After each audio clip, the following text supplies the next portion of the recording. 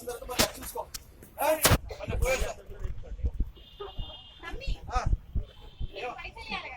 పైసలు అవసరం ఉన్నప్పుడు తీసుకుంటుంది అక్క. లేకపోతే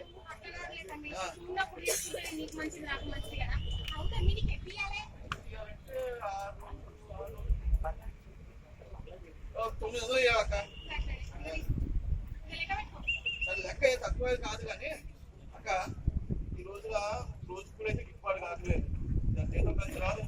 జీతం పెంచుడంటే నేనేమన్నా సాగుతానా తమ్మి?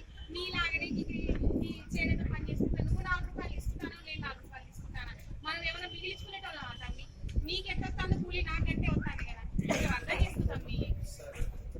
అవుతుంది. సాగర్ ఎక్కడికి వెళ్ళి కనబడలేదు. సాగర్ పుట్టుకలు ఏడే ఉన్నాడు. అవి వస్తాడు సాగర్.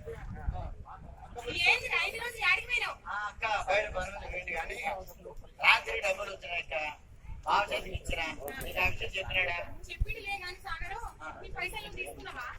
పైసలు తీసుకున్నాక రోజుకు 150 రూపాయలకి 900 రూపాయలు తీసుకుని మిగతా పైసలు బాగా చదివించేసిన. మంచి పని చేసినావు తమ్మి.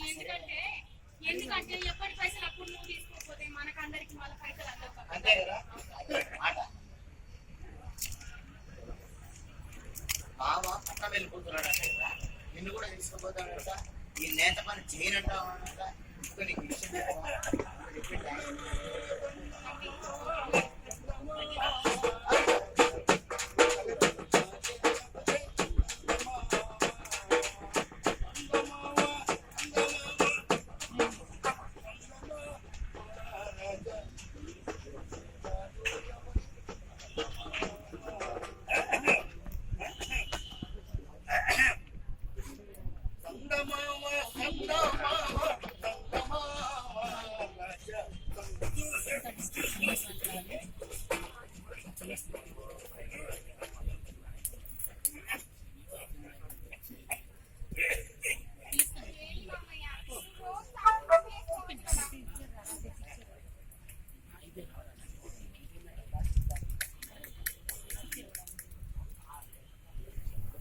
చెప్పి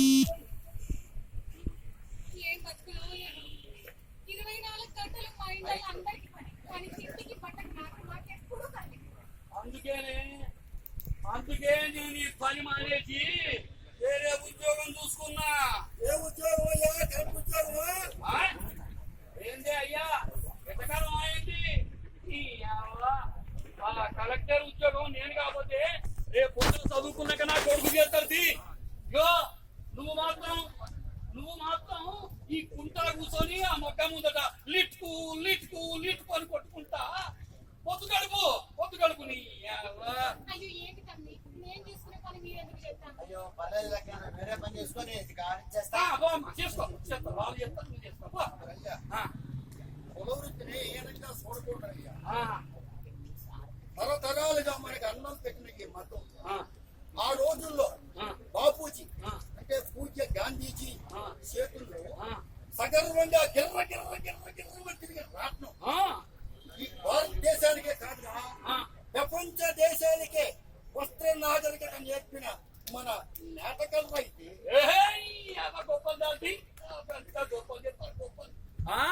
మా తాత నేతులు తాగిండు, మీరు అందరం ఆ మూతులు నాకండి అన్నాడట. ఎవడో చరిత్ర వరకు కావాలి చరిత్ర. ఇగో నేను నేత కళాకారుణ్ణే కానీ నాకే కట్టుకోవడానికి బట్టలు లేవు.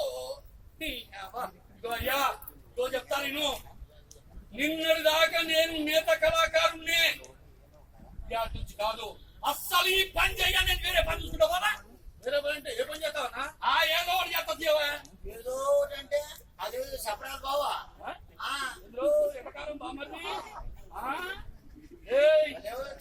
అక్క పట్టంలో నా స్నేహితుడు నాకు మంచి ఉద్యోగం చూసి దొరికానా? ఏం ఉద్యోగం? వాచ్మెన్. అపార్ట్మెంట్లకు వాచ్మెన్ ఉద్యోగం చూసిండు. అయ్యా నేను అక్కడికే పోతా. నేనే కాదు నీ కోడలు కూడా తీసుకొని పోతా. ఇడుండా ఈ కష్టాలు నేను పడా నేను ఈ పని చేయబో. ఇక్కడ నొక్కేసి ఈ మధ్యాహ్నం నొక్కేసి ఈ ఊరు నొక్కేసి ఈ పుట్టి పెరిగిన ఈ ఊరిని నన్ను కూడా వచ్చి వెళ్ళిపోతారు. చూసినావా ఈ చేతులు? ఏందయ్యా ఈ చేతికి ఏళ్ళు ఈ మామూలు ఏళ్ళు కావురా, చేనేత కళాకారుడి ఏళ్ళు. ఈ మామూలు ఏళ్ళు కావు. మా తాత 7 గజాల చీరని 7 రంగుల్లో వేసి చిన్న అగ్గిపెట్టెలో లండన్ లో ఉన్న విక్టోరియా మహారాణి పంపిస్తే అది చూసి విక్టోరియా మహారాణి ముగ్ధురాలైపోయి భారతీయుల చేతి కళ, చేనేత కళ ఇంత గొప్పగా ఉంటుందని ముసిపోయి ఢిల్లీ వచ్చినప్పుడు మా తాతను గుర్తుగా రప్పించుకొని సన్మానం చేసి బంగారు పథకం ఇచ్చిందిరా. బంగారు పథకం. ఆ బంగారు పథకం అమ్మే కదా మనకు తినడానికి తినలేకపోతే నీ కడుపున వైద్యం చేయించింది. ఇదిగో అయ్యా, ఇప్పుడు ప్రభుత్వాలు ఏదో పింఛన్లు ఇవ్వబట్టి సబ్సిడీలు ఇవ్వబట్టి ఆ కాలనీలలో మనకు ఇండ్లు కట్టించి ఇవ్వబట్టి బతుకుతాం గాని లేకపోతే ఇప్పటికి ఎప్పుడో మామయ్య నిన్నొక మాట అడగనా? ఎప్పుడు మనం చేనేత కార్మికుల బతుకులంతా ఇంతేనా? ఎప్పుడు మనం బాధపడుకుంటా తిండికి బతకేసుకుంటుడైనా ఎప్పుడు ప్రభుత్వం చేస్తేనే మనం బతకానా? మామయ్య అందరి కార్మికులాగనే మనం కూడా మన ఇంట్లో పని చేసుకుంటా మన ఊర్లో వండుకుంటా మనం మంచిగా గౌరవంగా మనం బతకలేము.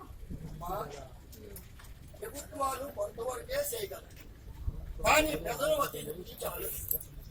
ప్రజలు తలుచుకుంటే ఏమైనా చేయగలరు. ప్రతి సంవత్సరం మన కుటుంబంలో ప్రతి ఒక్కరికి ఎన్నో జతల బట్టలు కొంటూ ఉంటారు. అందులో మనిషికి ఒక్క జత బట్టలు, సంవత్సరానికి 1 జత బట్టలు చేనేతలు కొంటే మన చేనేత కళను మనం బతికించుకుంటూ ఆ కళలో మనం కూడా బతుకోవచ్చు. ప్రజలు ఆలోచించాలా, ప్రజలు ఈ కళను బతికించుకోవాలా. అప్పుడు అలా జరిగితే మన చేనేత కళే కాదు, మనం కూడా చిరంజీవులుగా ఉంటాం. ఈ దేశంలో చిరంజీవులుగా ఉంటాం. ఒక్క నిమిషం మిత్రులారా, ఒక్కసారి నేను వేదిక మీదకి రావచ్చా? రండి రండి రండి.